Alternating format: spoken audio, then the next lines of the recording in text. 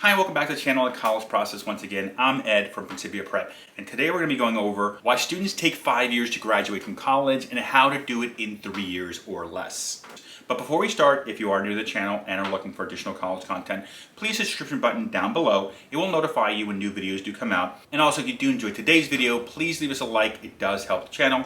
As well as if you have any comments or questions, please leave them down below in the comment section. I do answer all your comments and questions you guys leave down below in the comment section. As well as, once again, we are running the James Russo Memorial Scholarship for this year's senior class of 22-23. We're renewing the scholarship once again this academic year of 21-22. We were able to give out 12 scholarships out there to deserving students going off to college for the 22-23 academic year for their freshman year. So obviously this year we're doing the scholarship again. So all the videos you guys watch here on the channel, as well as all the likes and all the comments you leave here, as well as if you watch the James Russo Memorial Scholarship, the description down below is where the link is for the video. It'll explain for how you guys out there watching now, if you want to make your school eligible as well as your students eligible for this year's senior class 22-23 James Russo Memorial Scholarship. Also down below in the description is the organization's Venmo, as well as our buy us a coffee if you want to help support the channel, allowing us to keep making these college videos for you guys out there.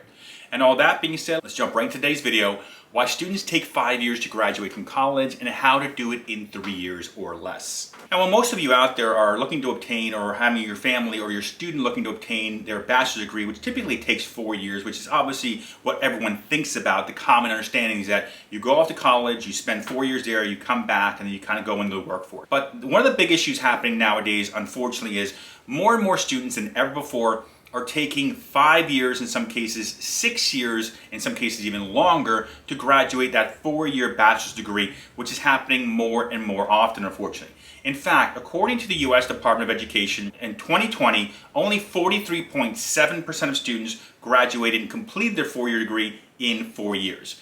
A total of almost 59% of students took up to 5 years to graduate that 4-year degree. And up to 60% of students, almost 61% of students, took almost 6 years to graduate a 4-year degree. More and more students are taking longer and longer to graduate from the 4-year process, which of course is not a good thing, because in the world of college, most financial assistance ends after 4 years of undergrad assistance. So there are very little 5-year programs that provide for undergrads, for undergrad degree, grants and scholarships. And there's almost nothing out there, by the way, if your student takes 6 years or longer to graduate. So obviously the goal for parents out there is to get their student in there in 4 years or less, obviously to save money, not just from not losing financial assistance, but also from not paying that extra year or maybe 2 years down the road, which of course will have very little or no financial assistance at all. So typically it'll be on you guys, either through out-of-pocket costs or essentially through additional loans, which you don't want to do. So today's video, what I'm going to do is I'm going to show you guys how to keep your student in line to graduate in at least a 4-year time frame, or in some cases reduce it down to 3 years, in some cases reduce it down even more, to be honest with you. I'm going to give you guys all the tricks and traits of how to do this. Right off the bat, one of the biggest issues that happens is if your student decides after about a year or two of being in college that they want to transfer, that's one of the reasons that students will lose credit, because if you transfer from one college to another, not all colleges accept all college transfer credits. So in some cases you might be leaving one school with, let's say, 40 college credits, and the new school you're going into might say, okay, we're not going to accept all 40, maybe we're going to accept 25. Or maybe we're going to accept only 30.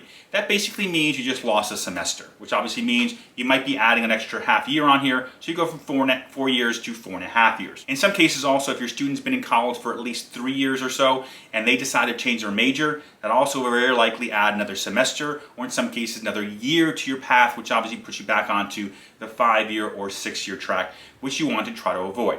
So obviously right off the bat, and by the way, the first year or two of almost every college, by the way, your student is taking core classes. So by the end of that second year, you want to make sure they know what they want to study, what direction they want to go into. Because if they don't, these typically would be the issues that basically add that extra year or two from going from 4 years to 5 or 6 years. Now, if your student doesn't know exactly what they want to do when they study college and they go into university, perfectly fine. Many students have no idea what they want to study, to be honest with you. So starting out college not knowing is okay. Even transferring is okay.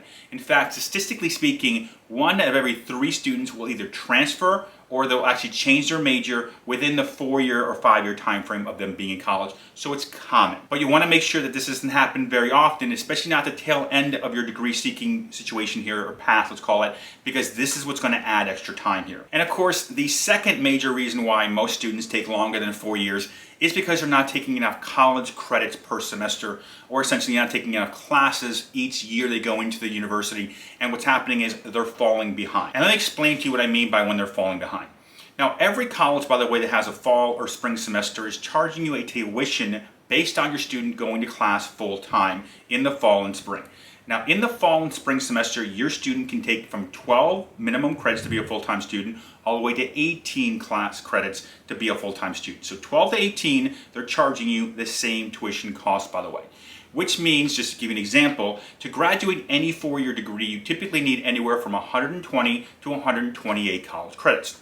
But let's just say your student starts off with 12 college credits and decides to keep taking just 12 college credits because it's the bare minimum and they're seen as a full-time student. What will happen over the 4-year time frame is 12 credits times 2 semesters times 4 years. You're looking at basically 96 college credits in total, which means a student at the end of the 4th year is nowhere near their credit requirements of anywhere near 120. So this student just added an extra year here. Basically, you're now on the 5-year track. Now, if the student has taken 15 college credits for the fall and spring of each semester, so basically average 15 college credits, your student by the end of the 4th year will be in line. They'll have 120 credits to graduate on time. But then you have the third option here. If your student maximizes their college credit availability, because you're paying the same amount whether you're taking 12, 15, or 18 credits, so you're paying the same amount, by the way, here. If they take the 18 credits per semester over 4 years, they'll have 108 credits at the end of year 3. And here's where the trick kind of happens. If that student elects to take just one summer course or one winter course, either at that college or accredited, approved other college, or even a community college at a much less rate as far as college credit is concerned, that student can graduate in 3 years. So essentially, if you take 18 college credits and just one summer course or one winter course, basically max it out, you're saving a ton of money here. Let's look at it from the numbers perspective. Not only are you saving time to be able to do whatever the student wants to do, if they want to travel, if they want to start their career early, if they want to take a year off just to basically go see the world or whatever they might want to do, or if they want to dibble and dabble in different endeavors, maybe they want to start their own business, maybe they want to do a YouTube channel, maybe they want to spend a year at a company and then see if they like it. If they don't like it, go somewhere else before any of their other peers, by the way, graduate. So it's a time consideration. You're saving a year. It's a lot of time. Second consideration by doing this in 3 years, graduating in 3 years, is the cost saving. Because saving 1 year of college, even if you're getting a decent financial aid package, you're probably going to end up saving tens of thousands of dollars. I mean, think of it from this perspective. The average public university costs between $20,000 to $40,000 a year. If you look at a private university, which most costs for a private university range from $40,000 to $85,000, that number is actually going up as well. You're looking at saving, let's say, close to almost $100,000 just by taking that 1 year off, not just the $100,000 almost in savings, but also 1 year extra of the student being able to do whatever they want to do. Now, of course, maximizing your college credits, going 18 college credits and taking a summer or winter course throughout this whole process to get you within that 3 years is just one of the ways of doing this to be able to graduate in 3 years. A second way to be able to graduate college as early in 3 years, or even earlier, believe it or not, actually happens in high school, where you guys are right now. If your student is taking AP courses or IB courses or dual credit courses in the high school, basically what they're doing is establishing college credit. Now, the interesting thing is most students in high school can start taking AP, IB, or even dual credit courses as early as freshman year in some of the high schools you guys are coming from. What I would want to do if I were you guys is check with the guidance office and ask them, how early on can we take AP courses, IB courses, dual credit courses?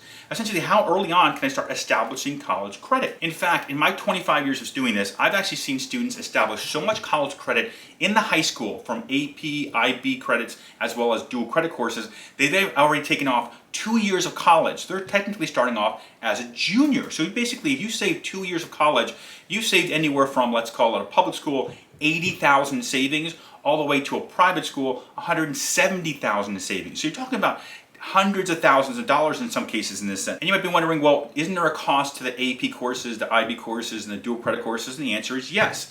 For these courses, you guys will be spending anywhere from about $100 to $500 for the whole course, by the way.